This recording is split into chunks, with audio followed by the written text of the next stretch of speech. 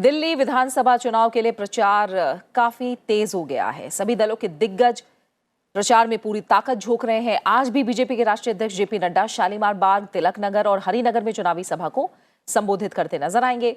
इससे पहले कल गृह मंत्री अमित शाह ने रिठाला में जनसभा को संबोधित किया था। रिठाला में चुनावी जनसभा को संबोधित करते हुए अमित शाह ने कहा कि केजरीवाल ने 2015 में किए गए वादों में से एक भी वादा पूरा नहीं किया और अब एक बार फिर अरविंद केजरीवाल झूठा वादा करके जनता को गुमराह कर रहे हैं। अमित शाह ने कहा कि बीजेपी ने दिल्ली में अनाधिकृत कॉलोनियों के निवासियों को मालिकाना हक देने का काम किया है और दिल्ली में उनकी सरकार बनने के बाद सभी झुग्गी वालों को उनकी झुग्गी की जगह पक्का मकान बनाकर दिया जाएगा। हमने कहा था ये झुग्गियां हमें दे दो, हम इसको जहां झुग्गी वहां मकान, एक योजना के तहत हर एक को 2 कमरे का मकान देंगे। केजरीवाल जी ने नहीं कहा। मित्रों, 8 तारीख को ये सरकार बदल दो।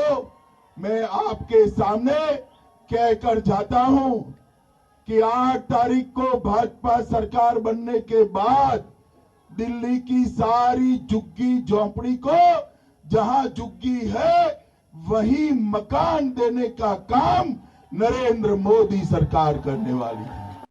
दिल्ली विधानसभा चुनाव के लिए आम आदमी पार्टी भी जोर शोर से चुनाव प्रचार में जुटी है।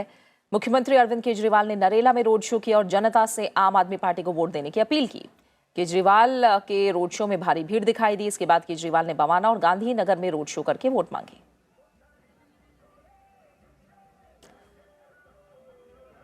दिल्ली में सभी पार्टियां युद्ध स्तर पर चुनाव प्रचार में जुटी हैं। सभी पार्टियां चुनाव जीतने के लिए कोई कोर कसर नहीं छोड़ना चाहती। इन सब के बीच कुछ ऐसी सीटें भी हैं जिन पर सबकी निगाहें टिकी हैं और ऐसी ही एक सीट है पटपड़गंज विधानसभा सीट।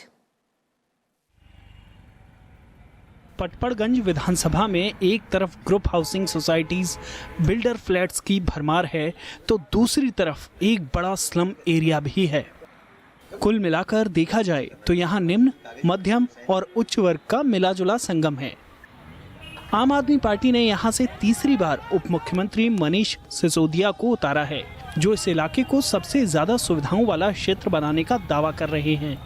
वो सारी गारंटियां इस विधानसभा के लिए भी हैं और इस विधानसभा को एक मॉडल विधानसभा बना के यहाँ साफ सफाई से लेके, यहाँ के एरिया के डेवलपमेंट से लेके, यहाँ महिला सुरक्षा से लेके, यहाँ की स्ट्रीट लाइट से लेके हर चीज जो दिल्ली में होगी, दिल्ली से थोड़ी सी ज्यादा यहाँ टॉप क्लास होगी। बीजेपी ने क्षेत्र के उत्तराखंडी वोटरों का ध्यान रखते हुए युवा चेहरे के रूप में रविंद्र नेगी को मैदान में उतारा है, जो आम आदमी पार्टी के विकास के दावे को खारिज कर रहे हैं। हमारा जो मूल मंत्र है विकास, सबका साथ सबका विकास, माननीय मोदी जी लेकर चलते हैं जिसको, और जिस प्रकार मोदी जी ने देश में विकास करके दिखाया उसी वही मॉडल हम पटपड़गंज में दिखाएंगे। जो आज सबसे मेन समस्या इस क्षेत्र की है गंदे पानी की, हम गंदे पानी से निजात दिलाएंगे। सीवर ब्लॉक है जहाँ था, आप यहाँ गाँव पड़ते हैं, 4-5 गाँव में चले जाओगे तो आप जगह जगह वहाँ सीवर ब्लॉक मिलेंगे, लोग गटर का पानी पीते हैं। मेरी प्राथमिकता रहेगी पहले जीतते ही मैं साफ पानी मुहैया कराऊंगा लोगों को।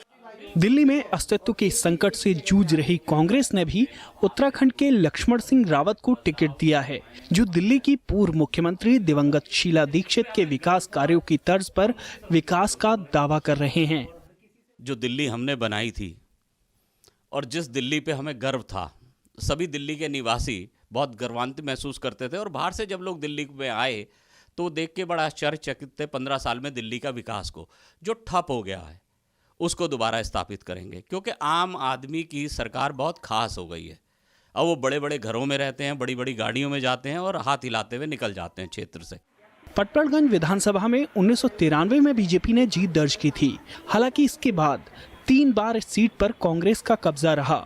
2013 में मनीष सिसोदिया इस सीट से चुने गए, जो अब तक यहाँ से विधायक हैं। इस विधानसभा क्षेत्र में मतदाताओं की संख्या 2.25 लाख है। स्थानीय निवासियों की माने तो सुरक्षा, पार्किंग, अतिक्रमण और साफ सफाई जैसे मुद्दों पर किसी भी सरकार ने काम नहीं किया है।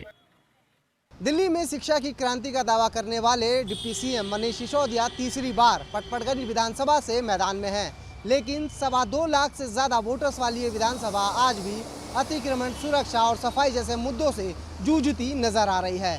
कैमरामैन संतोष के साथ भरत सिंह दिवाकर, राज्यसभा टीवी, नई दिल्ली।